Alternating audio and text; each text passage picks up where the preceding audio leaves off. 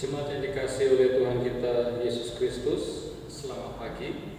Pemberita firman dan pelayan bertugas menyambut kehadiran saudara-saudara untuk beribadah di rumah masing-masing.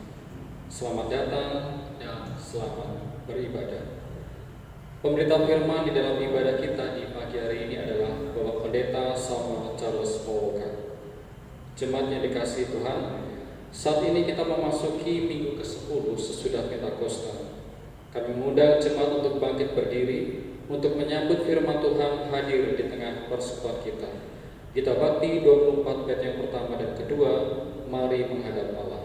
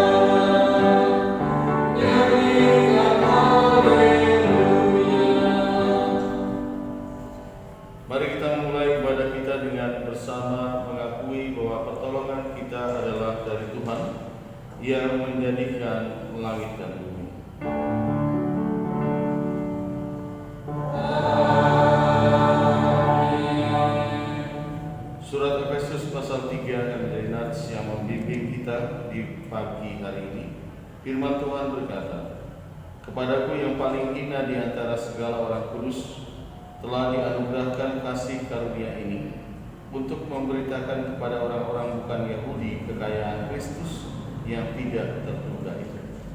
Terimalah salam, kasih karunia, rahmat dan damai sejahtera dari Allah Bapa dan dari Kristus Yesus Tuhan kita menyertai engkau."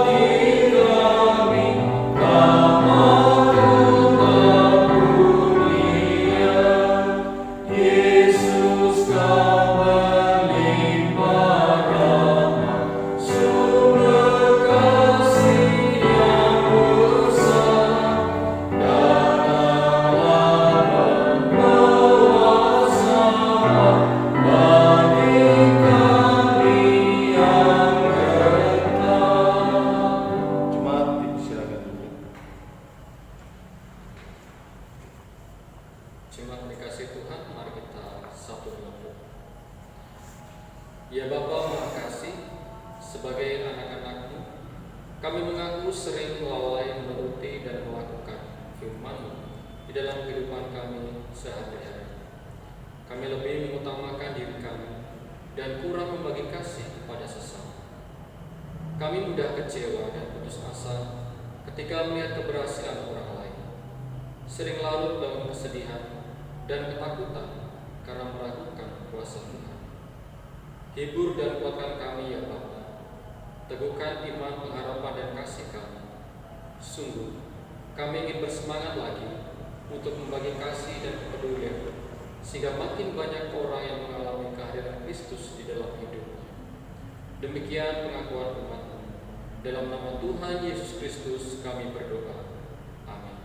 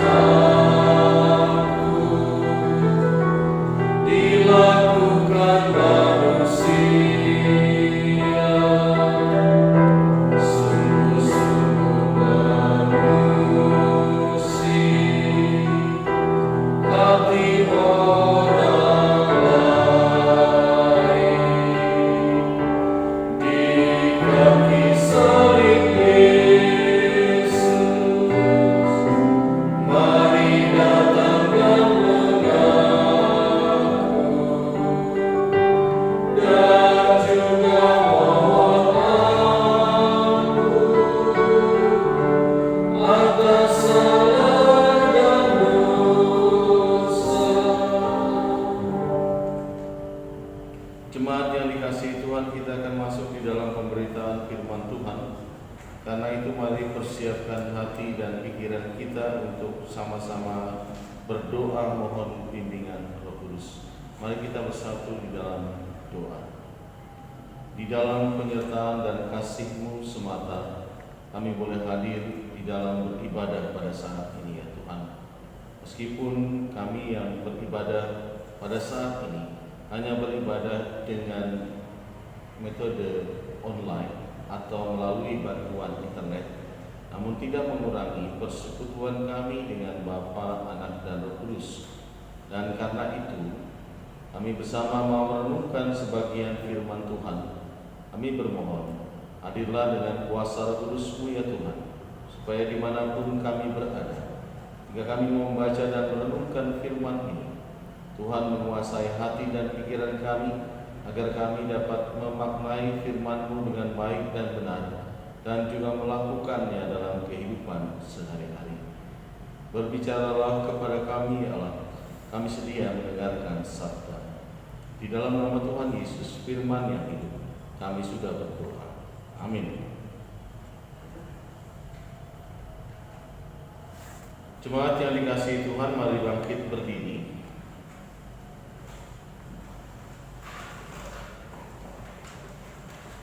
Untuk mendengarkan firman Tuhan yang dibaca dari Alkitab.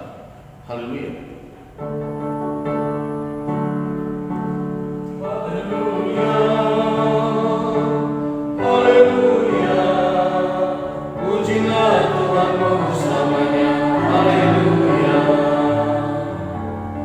bernyanyi dan soraklah, agungkan namanya, pujilah Tuhan bersamanya, haleluya.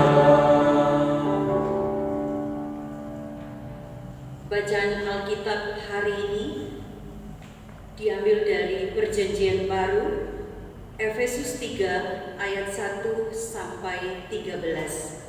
Efesus 3 ayat 1 sampai 13 yang mengatakan, rahasia panggilan orang-orang bukan Yahudi. Itulah sebabnya aku ini Paulus, orang yang dipenjarakan karena Kristus Yesus untuk kamu, orang-orang yang tidak mengenal Allah. Memang kamu telah mendengar tentang tugas penyelenggaraan kasih karunia Allah yang dipercayakan kepadaku karena kamu, yaitu bagaimana rahasianya dinyatakan kepadaku dengan wahyu, seperti yang telah kutulis di atas dengan singkat. Apabila kamu membacanya, kamu dapat mengetahui daripadanya pengertian akan rahasia Kristus, yang pada zaman angkatan-angkatan dahulu tidak diberitakan kepada anak-anak manusia, tetapi yang sekarang dinyatakan di dalam Roh kepada rasul-rasul dan nabi-nabinya yang kudus, yaitu bahwa orang-orang bukan Yahudi karena berita Injil turut menjadi ahli-ahli waris dan anggota-anggota tubuh dan peserta dalam janji yang diberikan dalam Kristus Yesus. Dari Injil itu aku telah menjadi pelayannya menurut pemberian kasih karunia Allah yang dianugerahkan kepadaku sesuai dengan pengerjaan kuasa-Nya. Kepadaku yang paling hina di antara segala yang kudus telah dianugerahkan kasih karunia ini untuk memberitakan kepada orang-orang bukan Yahudi kekayaan Kristus yang tidak terduga itu, dan untuk menyatakan apa isinya tugas penyelenggaraan rahasia yang telah berabad-abad tersembunyi dalam Allah yang menciptakan segala sesuatu, supaya sekarang oleh jemaat diberitahukan pelbagai ragam hikmat Allah kepada pemerintah-pemerintah dan penguasa-penguasa di sorga, sesuai dengan maksud abadi yang telah dilaksanakannya dalam Kristus Yesus Tuhan kita. Di dalam Dia kita beroleh keberanian dan jalan masuk kepada Allah dengan penuh kepercayaan oleh iman kita kepadanya.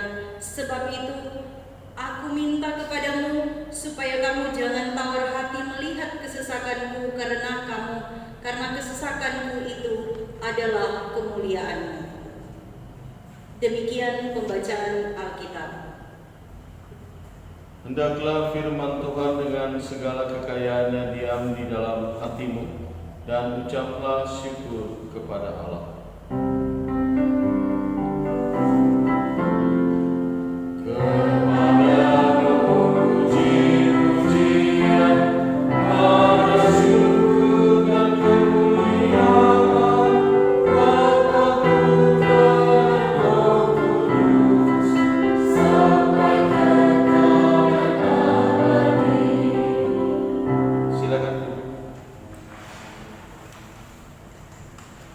Shalom.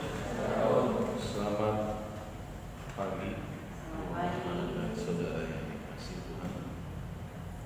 Meskipun pagi ini agak sedikit gelap karena sudah menjelang malam, Bapak Ibu dan saudara yang dikasihi Tuhan, kalau kita punya sebuah apel dan ada yang minta pada kita, apakah kita akan kasih apel itu? Mungkin kita akan berpikir, apel saya cuma satu, nggak mungkin saya mau kasih sama orang. Nah, itu masuk akal ya. Tetapi jika kita punya 2 apel dan ada yang minta 1 orang, apakah kita akan kasih? Mungkin kita akan kasih, tapi belum tentu. Kenapa? Karena biasanya orang itu semakin memiliki, dia semakin mau memiliki banyak dan tidak suka untuk berbagi. Jadi keinginan orang untuk berbagi bukan karena banyak atau sedikitnya yang dia punya, tetapi apakah dia dapat bersyukur dalam hidup ini dengan apa yang dimiliki atau tidak. Nah, ini yang menjadi landasan pemberitaan Paulus kepada jemaat di Efesus. Ketika Paulus memberitakan firman pada jemaat di Efesus lewat suratnya, Paulus ini sedang berada di dalam penjara. Dia berada dalam penjara, tapi dia tidak memikirkan dirinya sendiri. Dia masih memikirkan bagaimana Injil itu dapat diberitakan meskipun dia dalam penjara, dan dia juga memikirkan bagaimana jemaatku di Efesus, apakah mereka akan tawar hati atau tidak gara-gara aku di penjara. Mereka mungkin akan berpikir, wah, nabi rasulku saja di penjara, bagaimana dengan kami? Mungkin mereka akan menjadi kecil hati dan tawar hati. Paulus masih berpikir seperti itu. Artinya Paulus tidak memikirkan dirinya sendiri, kesulitan dirinya sendiri, penderitaan dirinya sendiri. Nah, saudara-saudara yang dikasihi Tuhan, penjara dahulu dengan penjara sekarang mungkin agak-agak mirip, tetapi dulu itu lebih gelap karena belum ada lampu dulu, dan juga lebih kumuh karena banyak sekali penjahat yang ada di dalam penjara. Sudah kumuh, gelap, lembab lagi karena banyak penjara itu berada di daerah-daerah yang di bawah tanah. Dia terkurung dan tertutup atau terisolasi supaya tidak bisa keluar. Nah, melihat kenyataan ini, Paulus mengatakan, jangan berpikir tentang aku, karena penderitaanku adalah kemuliaanmu. Jadi ini yang sebenarnya Paulus mengatakan, yang dikatakan sebagai suatu rahasia. Ada rahasia yang diberitakan Kristus.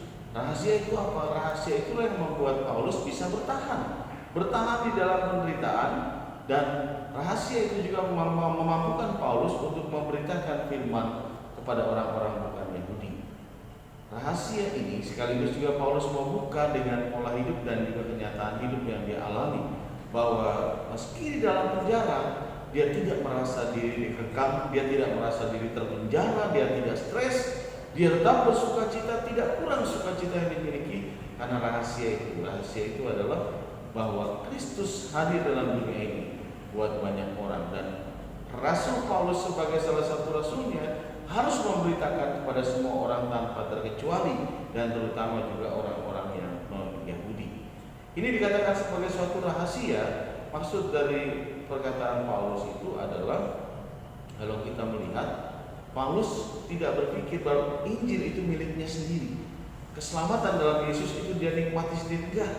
Dia harus bagikan itu. Ketika dia rindu untuk berbagi, disitulah dia tidak merasa kekurangan, disitulah dia tidak merasa terpenjara. Kerinduan untuk berbagi, kerinduan untuk bersyukur, itu membuat Paulus dapat bertahan, bahkan selalu bersukacita meski dalam penjara. Bahkan dia memikirkan juga orang lain. Nah, saudara-saudara yang dikasihi oleh Tuhan Yesus Kristus, firman Tuhan kali ini bertemakan memberitakan Kristus di tengah keberagaman. Orang-orang di Efesus hidup dengan budaya dan agama yang berbeda. Ada satu agama yang terkenal di kota Efesus, yaitu penyembahan di kuil Dewi Artemis. Ada dua dewi yang disembah di sana, Dewi Artemis dan Dewi Antonia. Dua dewi ini disembah di Efesus karena cantik, dan mereka percaya penyembahan itu harus dilakukan dengan telanjang dan juga dengan berhubungan badan dengan dewi-dewi itu, dan juga para pendeta-pendetanya adalah perempuan. Karena itu banyak orang tertarik ke dalam agama itu, dan menurut Paulus ini salah. Justru kepada mereka yang saat ini sedang salah, mereka berhak juga menerima dan mengenal Yesus. Artinya Kristus berhak diperkenalkan pada semua orang, termasuk mereka yang tidak percaya, termasuk mereka yang tersesat, termasuk mereka yang hilang di dalam Kristus. Nah, saudara-saudara yang dikasihi oleh Tuhan Yesus Kristus, lewat firman Tuhan pada hari ini, kita mau belajar beberapa hal yang menarik. Yang pertama adalah bagaimana kita yang sudah mengenal Kristus harus juga dapat memperkenalkan Kristus bagi orang lain. Itu adalah rahasia yang indah yang membuat kita dapat bertahan di tengah-tengah masa pandemi yang sulit seperti ini. Sebagai orang percaya di tengah kesulitan, rahasia untuk kita ketahui adalah keinginan untuk berbagi, keinginan untuk bersyukur. Itu akan memampukan kita menghadapi masa pandemi ini. Saya punya sebuah cerita yang menarik. Saya punya teman yang saat ini kami masih akrab. Dia dari Makassar, sekolahnya di Makassar, STT Intim Ujung Pandang, STT Indonesia Timur. Ketika sama-sama jadi vikaris, teman saya ini dia tidak suka dengan saya, selalu menjauhi saya. Lalu karena penasaran, saya bertanya, kenapa kok kamu gak senang sama saya? Kenapa kok kamu menjauhi saya? Teman saya bilang, kamu kelihatan sombong. Saya bilang, kalau saya ganteng, saya memang kelihatan sombong. Tapi bukan saya mau saya ganteng. Dia ketawa gitu. Dan karena dia ketawa, akhirnya kita bercanda dan akhirnya bisa cair. Lalu selanjutnya dia sempat berkata kepada saya dalam perjalanan kita pelayanan meskipun di tempat berbeda.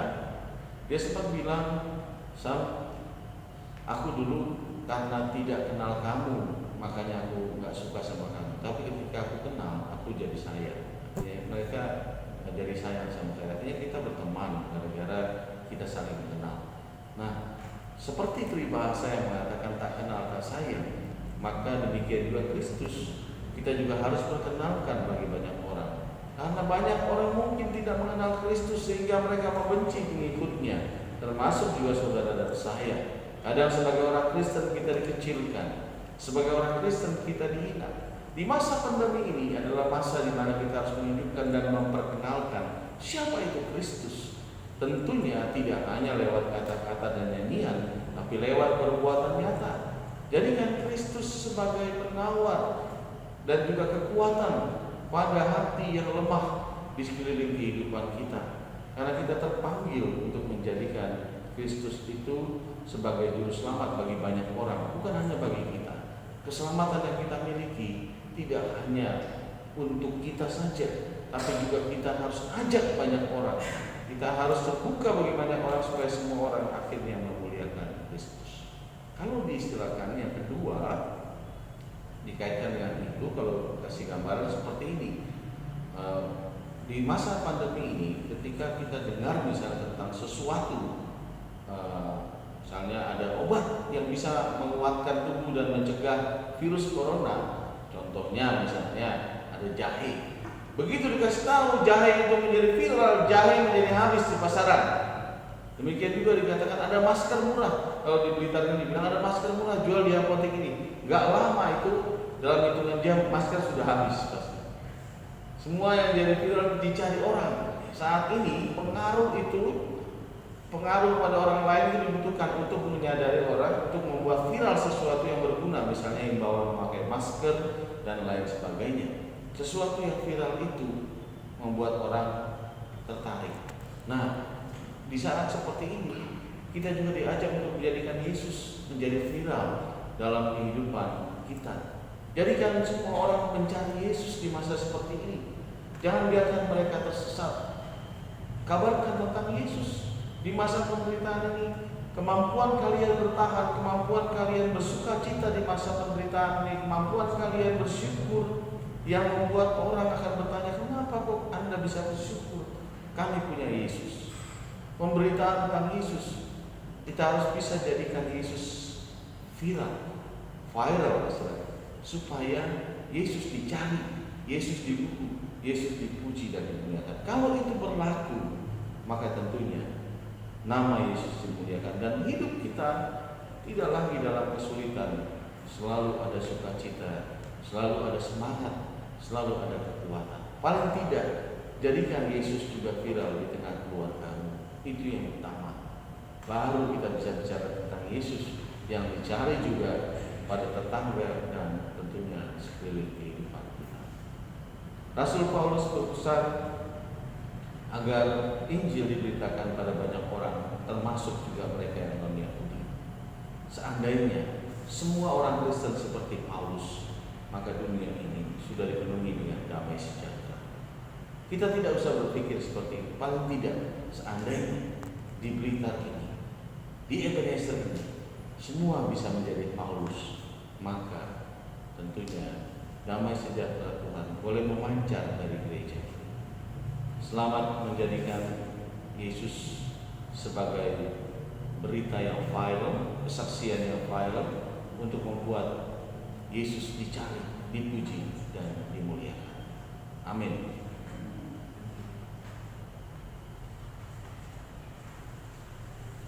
Kita masuk dalam saat teduh sejenak.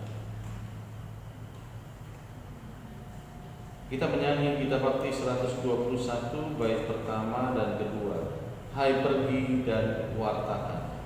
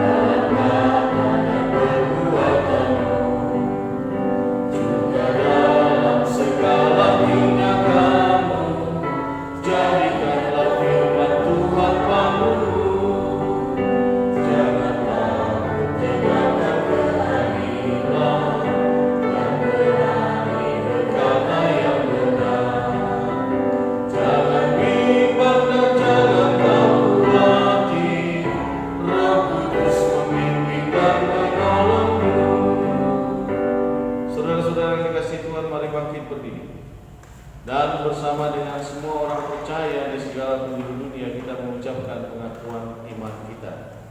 Biarlah masing-masing dengan hati dan mulut dan sikap yang baik boleh berkata, aku percaya kepada Allah, Bapa yang Maha Kuasa, Halik langit dan bumi, dan kepada Yesus Kristus Anaknya yang tunggal Tuhan kita, yang dikandung daripada Roh Kudus, lahir dari anak darah Maria, yang menderita di bawah pemerintahan Pontius Pilatus, disalibkan, mati dan dikuburkan, turun ke dalam kerajaan maut. Pada hari yang ketiga bangkit pula dari antara orang mati, naik ke surga, duduk di sebelah kanan Allah, Bapa yang Maha Kuasa, dan akan datang dari sana untuk menghakimi orang yang hidup dan yang mati. Aku percaya kepada Roh Kudus, gereja yang kudus dan am, persekutuan orang kudus, pengampunan dosa, kebangkitan daging, dan hidup yang kekal. Silakan duduk kembali. Kita masuk di dalam syafaat. Mari kita bersyafaat bersatu hati dalam syafaat kita berdoa. Kami bersyukur Tuhan, kami boleh diingatkan bahwa dalam masa yang kelam sekalipun sebagai anak-anak Tuhan, tidak patut kami merenungi nasib kami sendiri, tidak patut kami mengeluh, tidak patut kami setiap saat marah dan emosi. Biarlah di saat-saat yang tergelap ini dalam hidup kami di masa pandemi ini, kami justru harus dapat bersyukur, menunjukkan kualitas iman kami yang sesungguhnya, dan bahkan juga memberitakan Yesus dalam kehidupan kami agar Yesus semakin dikenal, Yesus semakin dipercaya, Yesus juga dimuliakan. Bapa di surga, kami mau berdoa saat ini bagi gereja-gerejamu yang juga bergumul di dalam melaksanakan ibadah, di mana gereja-gerejamu ada yang sebagian yang masih belum melaksanakan ibadah karena masih menjaga supaya virus COVID-19 tidak berkembang dalam perjumpaan di rumah ibadah atau menjadi klaster di tempat-tempat ibadah. Kami bermohon penyertaan Tuhan bagi mereka supaya mereka boleh sabar. Bagi kami yang sudah dapat melakukan ibadah, Tuhan pun jaga supaya kami boleh tetap waspada dan tidak terlena untuk menjaga diri, dan terutama juga di situ kami memuji dan memuliakan Tuhan. Kami mohon perlindungan Tuhan, penyertaan Tuhan bagi kami yang sudah beribadah, agar kami boleh dilindungi dan dijauhkan dari wabah ini, sehingga gereja-gereja boleh tetap melangsungkan ibadah di masa-masa pandemi ini, meskipun dengan penerapan protokol kesehatan yang tepat dan juga akurat. Bapa di surga, kami berdoa lebih khusus bagi GPIB Ebenezer Blitar. Kami bersyukur kalau saat ini kami sudah mulai melakukan ibadah, dan bahkan kami sudah akan melakukan ibadah peneguhan CD bagi saudara-saudara kami yang mengikuti katekisasi reguler. Tuhan memberkati supaya pelaksanaan semuanya berjalan dengan baik, dan biarlah Saudara-saudara ini yang sudah dipersiapkan ini boleh mempersiapkan hati dan pikiran mereka untuk mengakui Tuhan Yesus sebagai juru selamat mereka dan menjadi pribadi yang dewasa dalam iman dalam arti yang sesungguhnya dan sebenarnya. Bapa di surga, kami percaya Tuhan memilih mereka, Tuhan mengutus mereka, dan Tuhan mendampingi mereka. Biarkan mereka juga dapat memviralkan Yesus dalam kehidupan, dalam tutur kata, dalam pikiran, dan juga dalam berbagai hal yang mereka lakukan di dalam kehidupan mereka masing-masing. Kami doakan juga saudara-saudara kami yang saat ini berada di dalam pergumulan, mereka yang berada dalam keadaan sakit, siapapun itu yang lemah tubuhnya atau yang sudah menderita sakit atau bahkan yang harus diisolasi sementara waktu ini. Tuhan jaga diri mereka, Tuhan lindungi mereka, dan mereka juga yang sudah sepuh yang sangat rawan terkena wabah, termasuk juga anak-anak kami di bawah 15 tahun. Tuhan menyertai dan mendampingi supaya mereka boleh dalam keadaan sehat. Dan kami pun mendoakan anak-anak kami dalam studi mereka. Sementara ini mereka belajar dengan menggunakan metode online. Tentunya metode ini bukan suatu pilihan yang bijak, tetapi karena pilihan yang ada sementara ini hanya ini yang terbaik. Tuhan berkati supaya ini boleh dilakukan dengan baik. Dan anak-anak juga tidak menyalahgunakan teknologi, memanfaatkan teknologi dengan baik dan bijak juga. Tuhan beri pendampingan pada anak-anak kami untuk memanfaatkan metode online ini untuk belajar, memperkaya diri dalam ilmu, dan membuat mereka semakin cerdas dan juga menjadi pribadi yang pintar dan mampu menghadapi dunia di masa yang akan datang. Bapa di surga, kami mendoakan juga saat ini saudara-saudara kami yang jauh daripada kami, yang saat ini tidak bisa berjumpa dengan kami karena masa pandemi.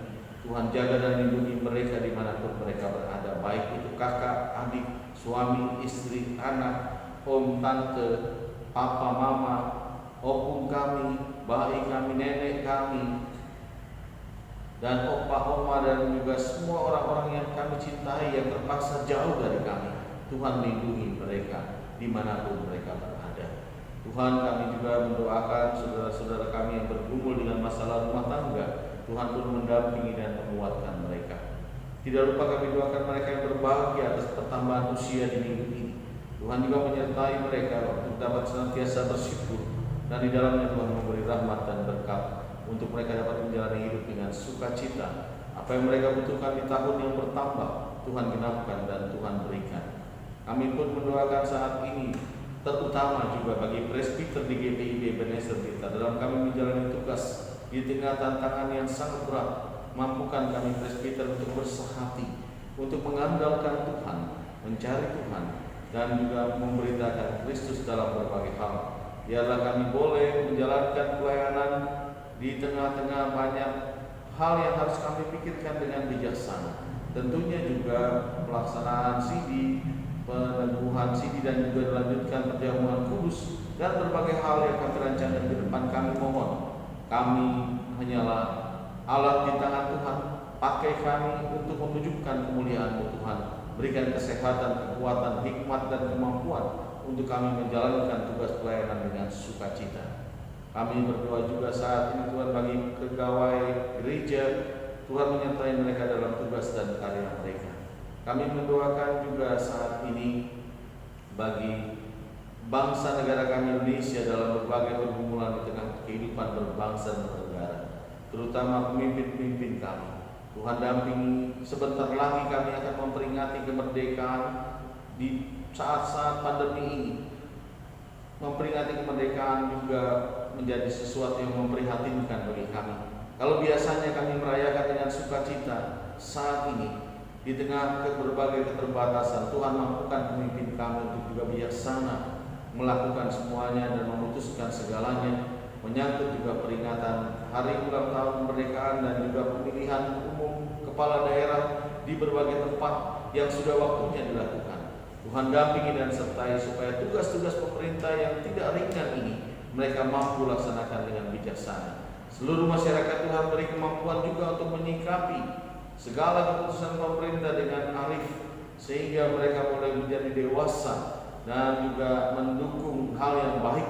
Dan juga jika mereka memiliki masukan, usulan atau sumbangsi bagi negara dan bangsa di tengah masa seperti ini. Mampukan mereka Tuhan untuk menjalankan dan juga mengusulkan dengan cara dan metode yang tepat, dan juga tidak hanya sekedar memberi ide, tapi juga melakukannya untuk kebersamaan secara mandiri.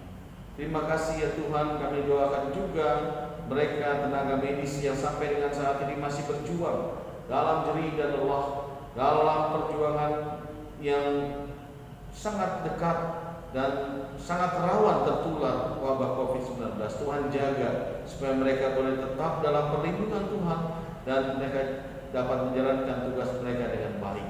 Demikian juga tenaga keamanan yang bertugas untuk mengamankan dan menertibkan keramaian-keramaian yang tidak perlu. Tuhan mampukan mereka untuk menjalankan tugas mereka juga dengan baik. Terima kasih ya Tuhan. Inilah syafaat kami yang jauh dari sempurna. Kami naikkan syafaat ini dalam nama Tuhan Yesus yang telah mengajar kami bersama berdoa. Bapa kami yang di surga, dikuduskanlah nama-Mu. Datanglah kerajaan, jadilah kehendak-Mu di bumi seperti di surga. Berikanlah kami pada hari ini makanan kami yang secukupnya, dan ampunilah kami akan kesalahan kami, seperti kami juga mengampuni orang yang bersalah pada kami. Dan jangan bawa kami ke dalam pencobaan, tetapi lepaskanlah kami daripada yang jahat.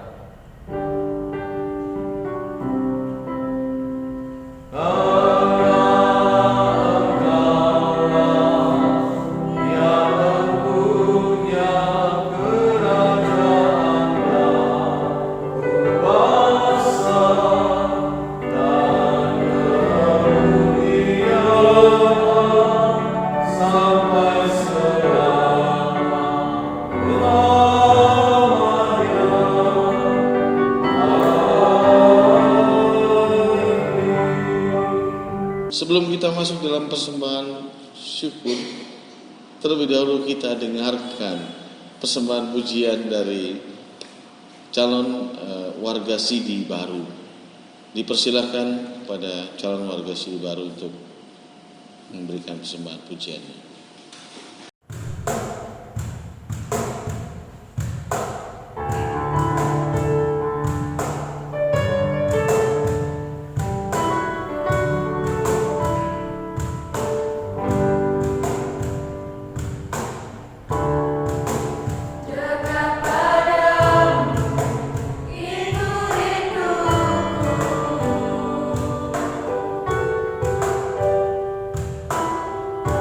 Rindu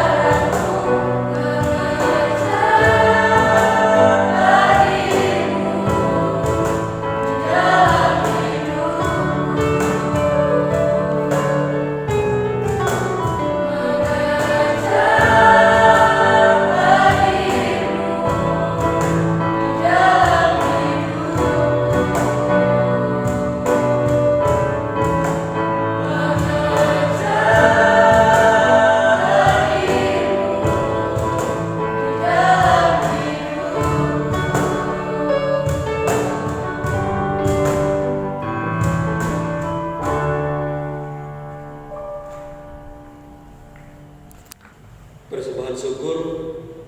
Umat Tuhan, marilah mengucap syukur kepada Tuhan dengan memberi persembahan kepadanya.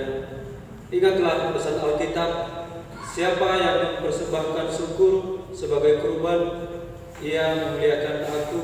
Siapa yang jujur jalannya, keselamatan yang dari Allah akan kuperlihatkan kepadanya. Mazmur 50 ayat 23. Tuhan memberkati saudara dan persembahan saudara. Mari kita bernyanyi dari Gita Bakti 79 bait 1 dan 2. Beribadah.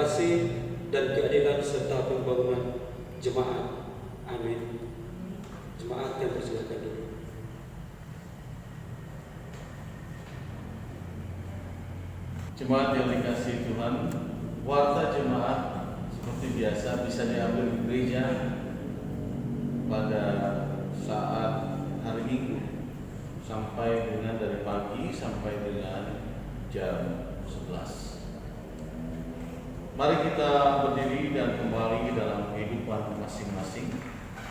Lakukanlah firman Tuhan yang sedang kita bersama dengar.